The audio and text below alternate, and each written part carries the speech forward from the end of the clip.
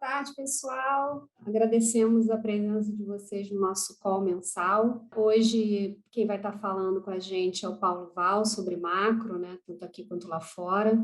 Depois a gente vai falar com o Fernando Chibante e o Pedro Drê, que são da área macro, né, Portfolio Managers. E, por fim, o Duda vai falar sobre renda variável e hoje a gente vai contar com a presença do Pedro Menezes, que é sócio fundador, faz parte do Comitê de Investimentos de Equities e também vai falar um pouco sobre algumas ações. Como sempre, a gente abre para perguntas e respostas, então, ao longo desse call, vocês podem fazer as perguntas e a gente vai tentando responder ao máximo aqui, ou tanto escrito quanto ao vivo, tá? Paulo, por favor, pode começar. Obrigado, boa tarde a todos.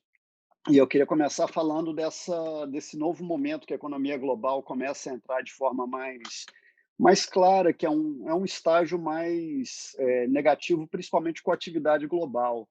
A gente já vinha comentando anteriormente que a China ela estava adotando algumas medidas regulatórias mais restritivas. Em cima disso, a gente teve também o colapso de uma empresa muito relevante do setor imobiliário, e o setor imobiliário na China é muito relevante para o crescimento. Então, você já vinha com aquele cenário e de maior restrição, e tem esse evento, e provavelmente o que a gente vai ver é uma continuidade desse momento de desaceleração. Uma segunda coisa é que essa questão ela também se embute naquele direcionamento de uma postura mais ecológica do crescimento, com menor demanda de produtos mais poluentes. Isso até foi um pouco flexibilizado na margem, mas é um vetor também de um crescimento um pouco menor da região. Só que o que a gente continua vendo é que as dificuldades de suprimento de insumos para o resto do mundo, principalmente nessa parte de chips, continua muito forte, e talvez a novidade seja a falta de visibilidade de uma normalização disso. Porque quando a gente olha os níveis de produção, eles não cederam, na verdade, eles estão crescendo, só que a demanda continua muito forte. Então, o que está acontecendo é uma dificuldade, um desequilíbrio entre oferta e demanda. Isso está causando um problema de suprimento de bens finais no mundo inteiro, e acho que o caso mais emblemático disso, e isso vale para Estados Unidos, vale para Brasil, vale, enfim, para o mundo inteiro, é a cadeia cadeia automobilística. Então, a gente chega num quadro que é um quadro desafiador, onde a inflação tem dado esses sinais, como a gente comenta, de pressão, né? A gente já vinha falando de vários bens, mas em cima disso a gente tem uma questão também de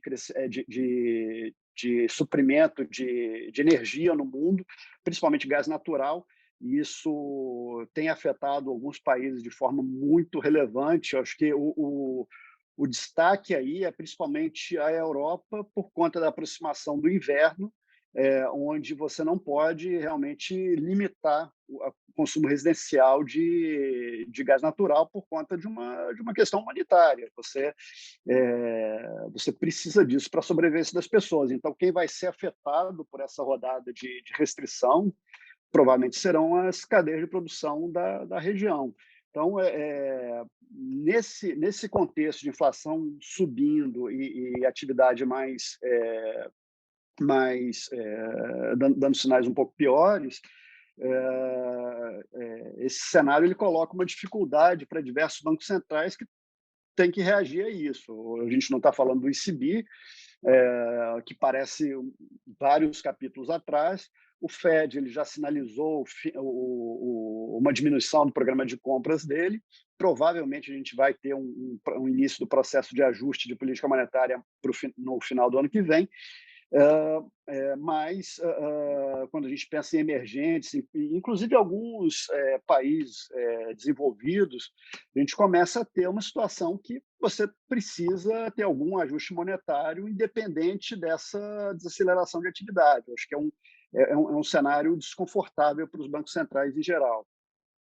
No caso específico do Brasil, a gente começou o mês de uma forma muito ruidosa, vinha ali num crescente de pressões institucionais até o 7 de setembro, elas atingem o auge ali nas manifestações de 7 de setembro, só que 2 dias depois, com a carta que foi ali costurada com o ex-presidente Temer e o presidente Bolsonaro, e essas pressões elas arrefecem, e aí você começa a voltar de novo para a pauta fiscal, eh, que também acaba sendo muito relacionada com a parte política. E aí a gente tem 3 questões cruciais na mesa. A primeira delas é o que fazer com os precatórios, e aí provavelmente, dado que o Supremo não quer se comprometer com uma solução para isso, talvez até corretamente, acaba sendo uma solução legislativa, muito provavelmente por PEC, que é sempre uma matéria mais difícil. A segunda questão é como criar uma rede de proteção social mais eficiente nesse pós-pandemia, nesse período de que a gente vê a economia se religando. Aqui a gente tem 2 programas na mesa, um é o Auxílio Brasil, que seria o sucessor do Bolsa Família. Basicamente, você formata ele um pouquinho diferente, aumenta o número de pessoas e aumenta o valor do benefício. Mas tem também, crescendo muito, e a gente viu um movimento muito forte essa semana, de alongamento também do programa de auxílio emergencial. Isso cresceu, ficou muito forte, e a chance da gente ver a classe política atuando e alongando esse programa é bastante relevante. Então, essas questões, e principalmente a questão do precatório e do auxílio emergencial, são cruciais na questão do teto, porque elas provavelmente vão ter algum tipo de contorno ao teto para se viabilizarem. Isso, lógico, que causa um desconforto. Na verdade, o teto é a nossa principal âncora fiscal, talvez a única que a gente tem agora, no momento que a inflação já está subindo. Então, é um vetor adicional de desancoragem de expectativas, mesmo com essa desaceleração de crescimento que a gente também vê aqui dentro. A gente está completamente inserido nessa discussão, já tem inclusive discutido, né, nesse fórum, que as trajetórias de focos e de inflação e crescimento têm se mexido em direções opostas, com a inflação sistematicamente subindo e o crescimento sistematicamente caindo. E a gente teve mais um mês disso. Quando a gente pensa na atuação de política monetária do Banco Central, talvez ele tenha até sido mais sensível a essa questão do menor crescimento, porque, de certa forma, ele entregou menos do que parecia necessário para controlar esse movimento de estabilização e talvez alguma reversão de piora de expectativas de inflação no ano que vem. Ele manteve o ritmo de aperto monetário em 100 pontos base. Então, a Selic subiu no mesmo ritmo da reunião anterior, apesar da comunicação inicial dele ter sido que ele faria o necessário para assegurar a convergência. Logo antes da reunião, ele direcionou o mercado para a manutenção desse passo, só que esse passo não parece consistente com a consecução da inflação no ano que vem. Então, eu acho que continua esse ambiente que vai ser propício a gente ter uma nova revisão para cima, se a gente pensar nos próximos 45 dias das projeções de inflação, mesmo com mais aperto monetário no radar. E a chance do Banco Central ter que alongar o ciclo de política monetária, inclusive em função disso, aumenta razoavelmente, porque se esse movimento realmente se materializar, ele vai inevitavelmente ter que se contrapor a uma piora de expectativas, não só em 2022, como eventualmente começando a atingir também horizontes mais longos, como 2023. Bom, eu acho que esse é o cenário que eu queria passar, e então eu passo a palavra para o Pedro para complementar. Boa tarde a todos. Bom, dando sequência aqui, falando um pouco dos mercados, aqui da parte de juros. Eu acho que o Paulo já tocou assim nos pontos mais importantes que estão sendo determinantes aqui por esse momento aqui, um ponto, uma certa inflexão no mercado, né? A gente está há algum tempo falando de um cenário relativamente otimista do ambiente internacional. Eu acho que esses acontecimentos recentes realmente colocam a gente num ponto bastante mais desafiador, né? Eu acho que não à toa o mercado reagiu a isso, né? A gente viu aí em setembro um movimento forte de queda nas bolsas, que a gente já não via desde de março, ali do início da pandemia. Então foram movimentos expressivos, fortalecimento do dólar e junto com a abertura de taxas, né? Que é o tema que a gente persegue aqui. Eu acho que o Paulo tocou nesses principais pontos que estão causando essa reversão de cenário, que é o cenário mais desafiador para a atividade econômica. Não preciso repetir, mas é isso: a desaceleração da China, estoque energético, toda essa restrição de cadeia de oferta, medo de inflação, né, e a consequente perspectiva de retirada de estímulos, aquela onda de bancos centrais que tá ganhando corpo aí, conforme essa visão de inflação vai sendo revisada e uma percepção de que a inflação vai rodar mais alta por um período de tempo.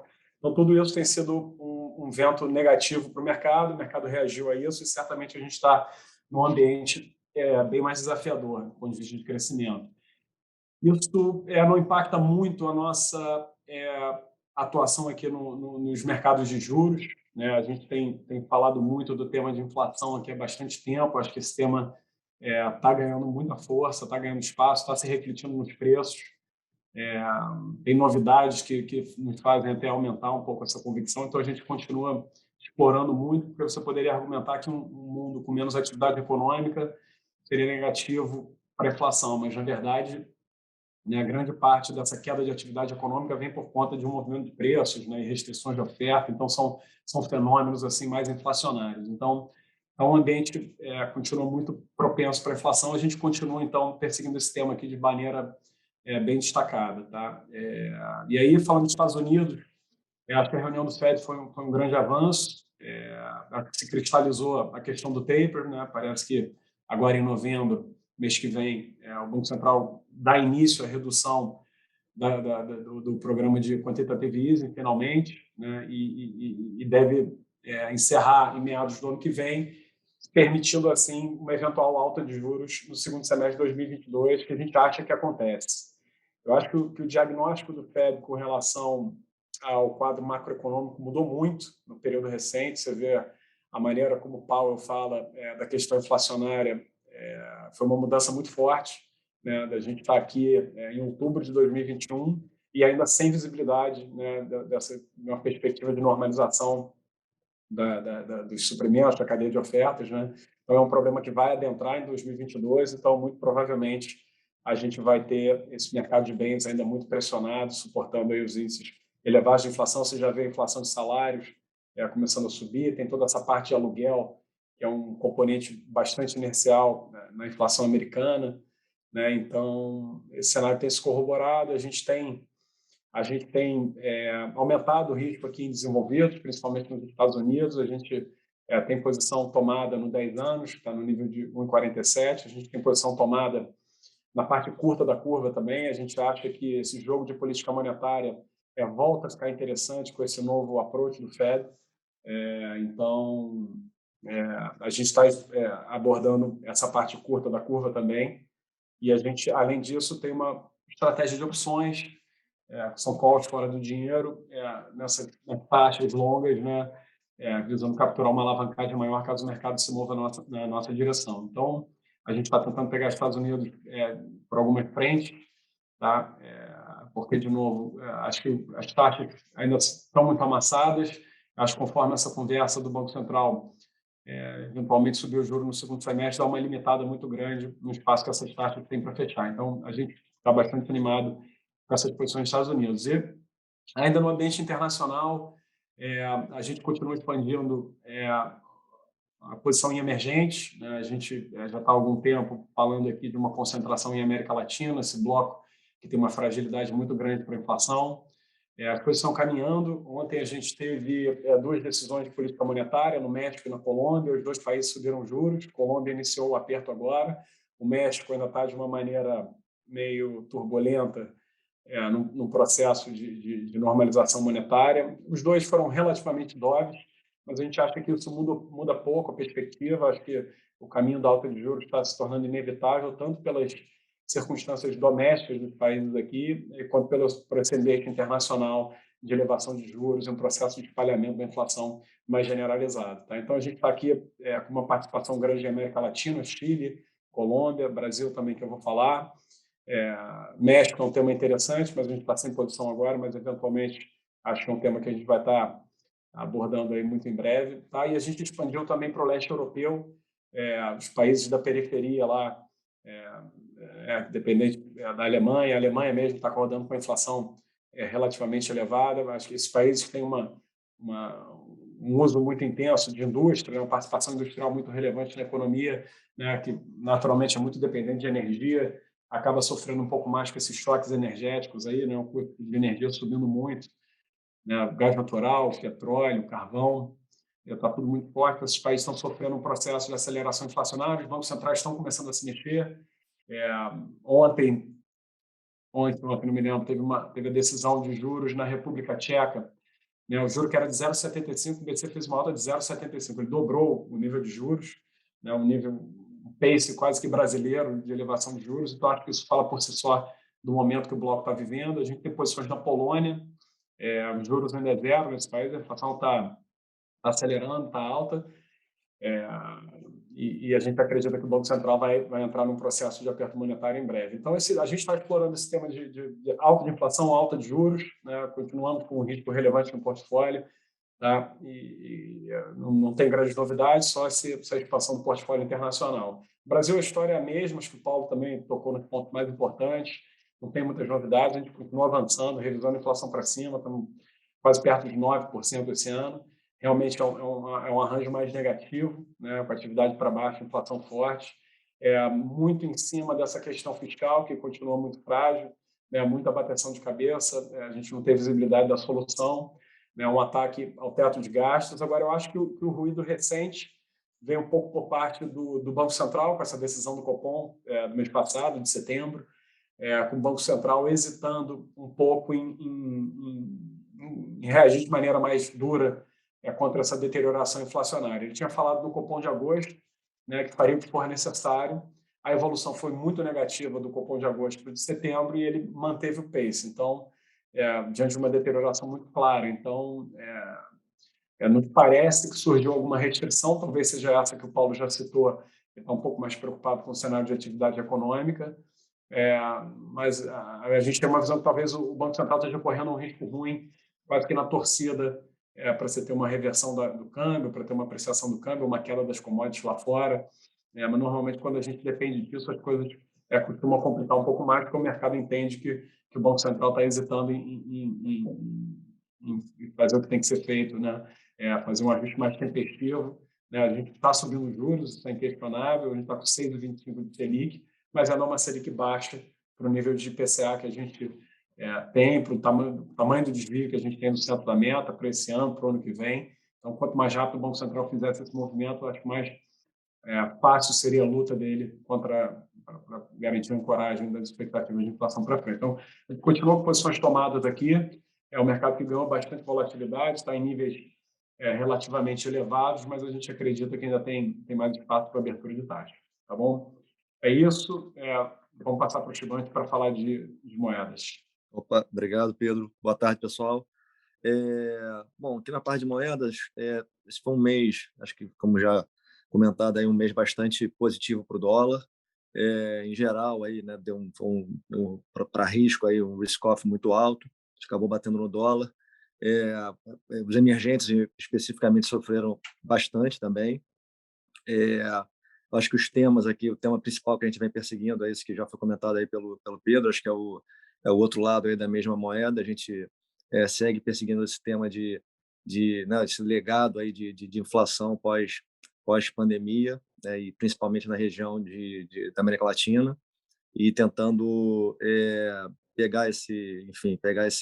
explorar mais esse tema aqui na parte de moedas também. Eu acho que a nossa visão acabou sendo reforçada por essa questão aí que já comentada aí da crise energética. A gente está pegando aí no mundo todo, então pega aqui, a gente acha que os emergentes em cheio, né? Os emergentes a gente tem comentado que eles ficam numa posição muito ruim, né? Eles ficam espremidos basicamente de um lado aí você tem a questão de China, né? A preocupação com uma desaceleração um pouco mais forte, e do outro lado, né, o tapering aí do Fed, enfim, dos principais bancos centrais aí, né, e muito acelerado agora e com mais preocupação agora por conta dessa questão de energia batendo inflação também. Então, a gente segue aqui basicamente com posições que a gente já vem carregando há algum tempo, comparadas em dólar, principalmente contra o real, mas também, né, nessa cesta de América Latina, sendo especificamente lá o peso chileno, o peso colombiano e o peso mexicano. Acho que aqui especificamente para o Brasil, acho que vale a pena também comentar alguns movimentos recentes aí feitos pelo BC, pelo Banco Central. A gente teve no final da semana passada, sexta passada, uma semana atrás, o Banco Central se antecipou e já anunciou a rolagem integral do overhead, né, dos bancos, que tinham, né, a estimativa que a gente tem é em torno de 18 bi. Né, ele já tinha comentado que faria isso e na sexta-feira acabou, de fato, anunciando, né, dois swaps semanais até o final do ano, que dão esse montante de 18 bi, que casa certinho ali com a estimativa do overhead. Então, acho que foi uma decisão, de certa forma, acertada, apesar de esperada já, né, uma decisão acertada, acho que diferente do ano passado, onde ele optou por esperar até o final do ano, né, mais perto do final do ano, para se posicionar e se mexer em relação a esse tema. Acho que ele preferiu já se antecipar e tentar tirar qualquer tipo de preocupação de nós aí a respeito dessa questão. E o outro ponto interessante também é que, além disso, né, ontem teve também o Banco Central acabou entrando de surpresa no mercado, no final do dia, né, na parte da tarde. Ele fez um leilão de venda de swap de 500 milhões. A nossa leitura, eu acho até que foi um movimento, foi uma surpresa mesmo, apesar do real vir, de certa forma, underperformando um pouco os pares, aí não tinha nenhum movimento muito dramático. A gente acha que era justificada até essa deterioração do real frente aos pares, aí por conta do que está acontecendo aqui, do ponto de vista de noticiário local. Então foi uma surpresa, a gente achou que foi até uma atuação meio precipitada, acabou funcionando, acho que hoje pegou um dia bom, em geral lá fora também, mas eu acho que foi uma atuação, na nossa visão aqui, um pouco precipitada. Eu acho que se você junta aí essa questão, né, que o Pedro comentou, do Banco Central ter perdido aí talvez uma chance de ter sido um pouco mais duro aí em relação, né, no Copom e tal, em relação aos juros, aí se junta com essa atuação meio de surpresa aí em relação, né, de venda no dólar e tal, dá um certo desconforto de que ele esteja usando o dólar para tentar, de certa forma, ajudar, né, a usar menos juros. Então, a gente acha que foi uma decisão meio precipitada, traz um certo desconforto. O dólar voltou um pouco aí e tal, a gente também está com uma posição um pouquinho menor agora, mas ainda assim a gente acha que, na verdade, acaba sendo uma opção, assim, acaba sendo dá uma certa opção para o mercado de novo de estar montando posição. Então, a gente está devagarinho voltando a comprar novamente, aumentando a posição aqui comprada em dólar contra o real e mantendo as posições aí nas outras moedas. Tá? Eu acho que basicamente é isso. Vou passar para o Duda para comentar a parte de renda variável. Obrigado, Chibante. Boa tarde a todos. Eu sou o Duda aqui para falar um pouco da parte de equities. Também, como portfólio manager, eu queria fazer alguns comentários, né? Os nossos fundos são prioritariamente focados em gerar alfa, e a gente sempre fala que tem que ir para onde o alfa está, então, normalmente, a gente carrega 2/3 do risco em ações. Só que, realmente, esse mês teve uma deterioração em equities bastante grande, né? A Bolsa Americana, né, o S&P, que é o índice mais comumente usado, até eu diria que o índice global caiu próximo de 5%. Na tecnologia foi pior ainda, caiu 6%, o Nasdaq. E aqui no Brasil, como emergente, e claro, a gente tem chamado muita atenção por essa deterioração macro, chegou a cair 7% aproximadamente, né? Mas, apesar disso, queria dar a boa notícia, né, que a gente continua aqui focado também em preservação de capital, principalmente nessa parte de tecnologia. Nos surpreendeu o grau de contaminação, o grau de aversão a risco, que a gente acha que não é diretamente ligado a fundamento, mas realmente acho que a gente foi para um outro patamar de níveis de risco dos principais temas globais. O time macro já reforçou isso. São os temas de uma inflação maior no mundo, pegando principalmente emergentes, mas já contaminando também mercados desenvolvidos. Isso leva a um nível de juros maior e, ligado ao tema de inflação, um tema que a gente tem perseguido já há algum tempo também, preços de energia mais altos, tá? Mas qual é o meu ponto? A beleza do nosso produto é que não é estanque essa posição 2/3, 1/3. Então, os temas, a gente já vem comentando há algum tempo, que os temas de bolsa estão sendo muito guiados pelos temas macro. Também eu acho que a beleza do nosso produto é que a gente sempre faz as decisões do ponto de vista top-down, ou seja, sempre leva em conta, primeiro, os fundamentos macro para debruçar sobre os fundamentos micro.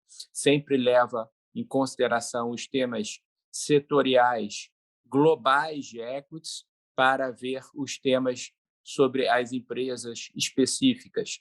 Sempre leva o tema da importância de estar em geografias favoráveis contra países mais fragilizados. Então, eu acho que a beleza é que a gente conseguiu, nos multimercados, rodar positivo no mês dramaticamente fraco, aqui para bolsas globalmente e principalmente aqui no Brasil. Então, teve preservação de capital, teve num ano que está se marcando aí com uma queda de quase 10% aqui na Bolsa, a gente está acima do CDI. Então, eu acho que, nesses momentos, eu queria chamar a atenção da importância da gestão de risco, tá? Então, a gente continua focado mais. Nesses momentos, normalmente, é fundamental, às vezes, você trabalhar o dobro, às vezes, para ganhar metade, mas as oportunidades relativas também tiveram movimentos dramáticos esse mês, que fez a gente fazer algumas alterações bastante relevantes. Então, esses meses também me geram um otimismo, porque os prêmios em alguns setores e empresas, por uma questão de aversão ao risco, aumenta, mas não por um ponto de vista fundamental em si. Então, existem efeitos de contágio que são corretos, assim, que são relevantes do ponto de vista de fundamento, mas alguns não. Então, isso foram bastante fortes, né? E aí, esse mês, por exemplo, a gente já vinha preocupado com esse tema de inflação, preocupado com o tema de mineração. Por exemplo, o minério de ferro dos raios para os lows chegou a cair mais de 60%. A gente atuou, eu vou comentar aqui, e o preço de energia aumentou mais um pouco, mas a gente também tem perseguido esse tema e a gente também conseguiu aumentar, tá? Bom, então esse é o primeiro tema. Temas macro continuam dominantes. A gente tem aumentado posições do ponto de vista macro e a gente diminuiu do ponto de vista de equities, tá? No tema offshore, como eu falei, vários meses, a gente persegue esse tema há 3 anos. Eu acho que o tema não mudou. As empresas têm empresas relevantes, líderes, com uma vantagem competitiva de tecnologia enorme, que a gente vai continuar perseguindo. A gente continua com essas posições, a gente diminuiu um pouco essas posições, mas eu acho que a gente tem que respeitar os capítulos, né? Para nós da UCAN, o longo prazo sempre foi uma sucessão de curto prazo. Então, a gente já vinha fazendo um pouco de ajuste de risco nessas posições. A gente efetivamente reduziu, mas a gente também, como eu falei, a gente viu oportunidades, né? Então, a gente aumentou os temas de energia, tá? A gente persegue basicamente 3 temas de energias lá fora, principalmente diretamente investido em empresas, mas também investido na commodity em si, tá? Os temas que a gente tem perseguido lá fora são petróleo, que a gente já tinha perseguido e veio aumentando. A gente também tem perseguido em alumínio e também em urânio, tá? São esses os temas principais. Também do ponto de vista relativo, lá fora e aqui no Brasil, as empresas financeiras caíram praticamente igual ao mercado, e a gente acredita do ponto de vista relativo, principalmente as empresas com uma vantagem competitiva, bancos de investimento, plataformas de investimento, que é um tema também exponencial nesses anos, na nossa opinião, gerar oportunidades de compra. Tá? Então, a gente também procurou aumentar essas posições. Tá? Então, a gente aumentou em energia e financeiro, diminuiu em tecnologia, mas lá fora, como um todo, a gente diminuiu o risco. E eu acho que também sempre foi uma posição complementar às posições mais micro de bolsa com as posições macro, juros, câmbio e commodities, e a gente, como eu falei, aumentou as posições macro. Tá? Vindo aqui para o Brasil, os temas são os mesmos, como eu falei, indo trazer mais para a América Latina, que não só o Brasil, a gente tem achado uma posição mais frágil, mas também a própria América Latina. A gente preferiu sair do tema de e-commerce ligado à América Latina, era um tema também que a gente perseguia há bastante tempo. E aí vale um comentário para o Brasil, particularmente, que a gente já está vendo uma desaceleração mais forte no consumo no Brasil. Estamos muito preocupados, que eu acho que vai ter revisões aí para frente fortes de empresas de consumo. Então, esse tema de inflação e consumo, é claro que a gente virou uma condição um pouco sine qua non aqui para o Brasil, de você ter empresas que têm que ter uma proteção de inflação, porque, na nossa opinião, você está fora do controle, e acho que isso é um case para você melhorar as condições de investir no Brasil. Você vê uma inflação mais sob controle e o Banco Central conseguiu uma inflexão um pouco nas revisões contínuas de inflação para cima, uma inflexão realmente que ele consiga conter, e você vê efetivamente juros altos. Já acho que inexoravelmente, como aqui particularmente, né, que você tem todos esses temas de inflação, você tem os temas de juros, mas ainda você tem um tema ainda pior, que é o tema do descontrole fiscal. Né? Então, enquanto você também não tiver um equilíbrio fiscal, você vai ter que fazer mais no monetário, nos juros mais altos. Isso prejudica toda a cadeia de consumo, todas as empresas ligadas, construção, shopping, todas as cadeias, educação, toda a cadeia ligada, mais a parte desse custo e oportunidade. Então, ainda que é mais grave, há algum tempo aqui no Brasil, a gente está realmente bastante protegido a carteira, realmente só efetivamente procurando gerar alfa. E, bom, o que a gente tem perseguido aqui? Como eu falei, na parte de financeiro também, a gente expandiu essa posição de risco ligada a bancos de investimento e plataformas de investimento. Continuamos perseguindo. A queda foi até alguns papéis maior do que a queda da Bolsa, então acho que gerou uma oportunidade. A gente aumentou no tema de energia, e aí aqui eu também digo alumínio, mas o tema de energia, inclusive, tem empresas excepcionais aqui, privadas, mas o próprio tema da Petrobras, por exemplo, a gente acha também interessante. Não é a nossa maior posição ligada à energia, mas energia como um todo é um tema global que eu acho que tem uma assimetria para risco, tá? É favorável para risco, tá? Então, acho que a gente continua achando que vai continuar outperformando.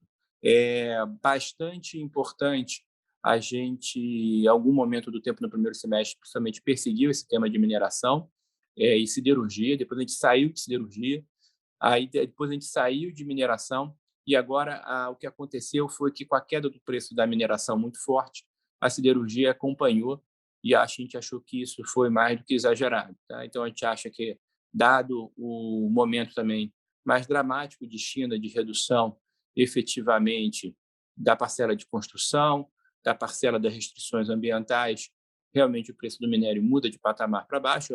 Isso deve ser o mais provável. Também só queria deixar bem claro que a gente não acha que tem um colapso total, mas o minério muda de patamar para baixo, mas as empresas de siderurgia caíram de forma igual, e elas não deveriam sofrer nem nas suas margens, tá? Porque, na verdade, a questão da China é um corte de produção das siderúrgicas chinesas. Então, há uma sustentação do preço da siderurgia. Então, a gente voltou um pouco para essas posições siderurgia, tanto em longos quanto em planos, que eu acho que também tem um tema interessante. A gente também tem conseguido expandir algumas posições de empresas brasileiras que a gente acha que são world class internacional, ou seja, há empresas de bens de consumo ligadas a essa parte de energia e geração de energia, que também tem um driver positivo interessante. Há empresas de proteína animal que continuam bastante favorável, inclusive nessa parte de proteína animal a gente espera expansão de margens nessas empresas, então tanto no Brasil quanto no mundo também é um tema que a gente tem perseguido. Então, outro ajuste que a gente fez que era um tema global, a gente diminuiu, como eu falei, um pouco de índices setoriais, inclusive índices um pouco ligados à saúde, e a gente fez o mesmo aqui no Brasil. Tá? As empresas que a gente procura e a gente exige no nosso critério de filosofia de investimento, que as empresas não só tenham um valor, tenham um potencial de valorização grande, como também tenham um crescimento grande, para efetivamente a gente ter empresas exponenciais, um crescimento maior que 15%, mas, como eu falei, como mudou de patamar a percepção de risco lá fora, o risco inflacionário e de juros, houve uma rotação muito forte lá fora de empresas de crescimento para empresas de valor. De novo, eu acho que isso é um capítulo. As empresas que têm uma proteção de valor, mas têm alto crescimento, vão continuar performando no mercado, mas é muito importante, nesses momentos, fazer gestão de risco. E aí a gente também saiu lá fora em índices que a gente perseguia e saiu aqui dentro também um pouco de saúde, porque as empresas que nós perseguimos aqui no Brasil são as empresas vencedoras, são as empresas consolidadoras, só que também são as empresas mais premium, que têm seu valor mais no tempo, não tanto no curto prazo. Então, acho que também, dado o risco-retorno melhor nos temas de energia e financeiro, isso se confirmou no mês, também foi uma decisão ajustada. E eu vou passar um pouco a palavra para o Pedro, que vai aprofundar um pouco mais nos temas micro, que são bem interessantes. Tem o tema financeiro, tem o tema de energia, tem o tema de commodities, e o Pedro vai aprofundar um pouco. Muito obrigado. Obrigado, Duda. Então, complementando um pouco o que o Duda falou, eu acho que talvez o nosso momento mais relevante foi na parte de energia. Tá? A gente continua a ver um déficit de oferta em energia, principalmente no petróleo. Tá? E aí eu acho que, quando você fala de petróleo, hoje as grandes majors mundiais, Chevron, Exxon, estão com produção estável, não estão conseguindo crescer sua produção, todo o apelo para migração para energia renovável, então a produção de petróleo está estável. O que foi o grande crescimento de oferta nos últimos anos, pré-pandemia, foi o shale gas americano, e a gente ainda está vendo que a produção não está aumentando. Quando a gente olha o número de sondas, a gente vê uma consolidação bastante forte lá, tá? Então isso era um grande potencial de oferta que a gente não está vendo. Então acaba que hoje quem tem a oferta mesmo é a OPEC. Tá? E a OPEC ela vem bastante racional. Tá? Ela está controlando a oferta para ela sempre ter um pouco de déficit de oferta em relação à demanda, e a demanda continua muito bem. A demanda, a gente está vendo a reabertura, os casos da Delta começam a dissipar um pouco, e a demanda do mundo de petróleo acaba melhorando, então isso contribui para esse déficit de oferta. Tá? Isso levou a um aumento do preço do petróleo, que as ações, de certa forma, não acompanharam. Então, a gente tem hoje valuations bastante atrativos, tanto aqui dentro quanto lá fora. O Duda chegou a citar a Petrobras, hoje a gente está vendo a Petrobras a 2,5 vezes EV/EBITDA, um múltiplo bem abaixo do histórico que ele negocia. A gente gosta das privadas também, as privadas até subiram um pouco mais, mas elas vêm fazendo M&As transformacionais. A gente está falando de um potencial crescimento muito forte das empresas de petróleo privadas brasileiras. Então, não só o micro está ajudando bastante, como o macro também ajuda com essa dinâmica que a gente está mais otimista de preço de petróleo. Outro tema que o Duda mencionou, que vale falar, que também que a gente acabou fazendo, a gente trocou mineração por siderurgia, falando aqui de Brasil. A gente está vendo uma pressão da China muito forte para tentar diminuir a poluição. Consequentemente, isso tem uma pressão para a redução da produção de aço. Só que a demanda continua muito boa lá de aço. Por mais que a gente tenha toda essa preocupação de aceleração de profits na China, a gente está vendo que a demanda continua muito bem. A gente observa que o preço de aço ele continua estável, ele praticamente não caiu. Ele continua acima de $900. Porém, uma menor produção de aço acaba resultando numa menor demanda de minério. A gente viu as consequências disso no preço do minério. Como o Duda falou, do high para o low, o preço chegou a cair mais de 60%. Quando você olha as empresas de minério aqui dentro, as empresas siderúrgicas, elas caíram praticamente a mesma coisa, o que para a gente não faz sentido. Então, as empresas siderúrgicas ficaram muito mais atrativas. Hoje a gente consegue ver empresas negociando a um preço já de commodity ajustado em torno de 3 vezes EBITDA, de novo. É muito abaixo do histórico. A gente acha que os dois setores caírem juntos na bolsa não faz sentido, e isso que levou a gente a mudar de mineração para a siderurgia durante esse mês de setembro. E, por fim, eu acho que vale falar também, sendo bastante sucinto, do setor financeiro, que a gente gosta, tanto aqui dentro quanto lá fora, banco de investimento e plataforma. Acho que o pessoal macro deixou muito claro esse medo de inflação, não chega nem a ser um medo, é uma realidade que a gente está vendo, não só nos emergentes como nos desenvolvidos, consequentemente levam ao aumento de taxa de juros. Taxa de juros para bancos de investimento, para bancos de crédito lá fora é muito bom. Então, isso, de certa forma, deveria ajudar os fundamentos, deveria ajudar o setor como um todo. E na parte de banco de investimento, a gente está vendo uma economia americana ainda forte. Tá? Então, a expectativa é um crescimento do PIB americano de 6% esse ano, próximo de 3% ano que vem. Isso vai levar a ter mais um mercado de capitais aquecido. Por mais que o mercado de capitais talvez não seja tão pujante lá fora, nos Estados Unidos, ano que vem, que nem está sendo esse ano, ainda vai ser um mercado de capitais bastante forte. Então, a gente consegue juntar lá fora tanto um micro bom, quanto um macro favorável para o setor, que a gente gosta também. Vindo aqui dentro, desse mesmo tema de banco de investimento e plataformas, eu acho que, independente do cenário macro ano que vem, eu acho que os fundamentos vão continuar muito bons. É importante dizer que 80%, quando a gente fala de plataforma, 80% dos recursos ainda estão nos grandes bancos, nos bancos incumbentes, não conseguem ter os mesmos produtos e não conseguem ter os mesmos serviços que essas plataformas extremamente eficientes.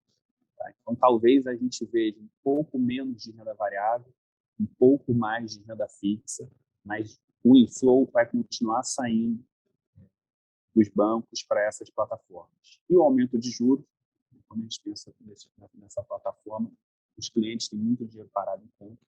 Tá? Então, o float vai ser um veículo de aumento de receita bastante importante para esses bancos também. Então, a gente acredita que, independente do cenário macro, os bancos de investimento, essas plataformas, vão continuar tendo um bom desempenho. E, como o Duda falou, elas caíram bastante. Tá? Então, a gente está vendo empresas bastante atrativas, múltiplos muito baixos e com potencial de crescimento de 20%, 30% nos próximos 2, 3 anos, que deixa um fundamento bastante atrativo. Esses eram os 3 tópicos que eu quis complementar o Duda, e agora eu volto para ele, para a Bel, para as complementações finais. Bom, pessoal, a gente já respondeu as perguntas através do Q&A. Então, Duda, não sei se você quer fazer alguma consideração final ou alguém quer falar mais alguma coisa. Não, é só, de novo, agradecer a confiança de todos os clientes. Esse cenário desafiador exige, como eu falei, bastante gestão de risco, é o que a gente está fazendo aqui. Eu sou otimista porque tem gerado bastante oportunidades relativas, tanto aqui quanto lá fora. De novo, eu acho que é um capítulo, também acho que não há... assim, o fundamento vai continuar prevalecendo, principalmente em economias desenvolvidas, que eu acho que são um pouco afetadas. mas a gente nunca pode ser leniente da parte do risco, tá? E também queria chamar a atenção da nossa capacidade de diversificação e cobertura, né? Então, no ponto de vista macro, a gente continua avançando para o leste europeu, por exemplo, a gente aumentou as posições, inclusive nesse ambiente de deterioração macro. Aqui em Bolsa, a gente trouxe novos cases lá fora, ajustou rapidamente a nossa capacidade de ser uma casa muito estruturada, das maiores casas de multimercado no Brasil, mas a gente sai de qualquer posição em 3 dias hoje, ou seja, a gente está bastante flexível para ajustar a carteira em reversões como agora. Então, eu sou muito otimista de continuar gerando valor. Eu diria até que essa especialidade da Alcan também foi assim ano passado, uma realização brutal com a pandemia, e a gente conseguiu fazer a gestão de risco. E eu acho que depois da tormenta também vem um pouco a bonança, a gente consegue normalmente convergir os temas inclusive com prêmio. Foi isso que a gente fez ano passado, e eu acho que é isso que a gente vai estar perseguindo agora aqui para frente, tá? Então, a mensagem de otimista, a mensagem de tranquilidade, de bastante gestão de risco. Então, pessoal, a gente agradece mais uma vez a presença de todos no call mensal, e esse link vai estar disponível no nosso site a partir de segunda-feira, caso vocês queiram ver alguma parte que vocês tenham perdido. Uma boa tarde a todos e um bom fim de semana. Boa tarde a todos. Boa tarde, sorte. Obrigado a todos, boa tarde.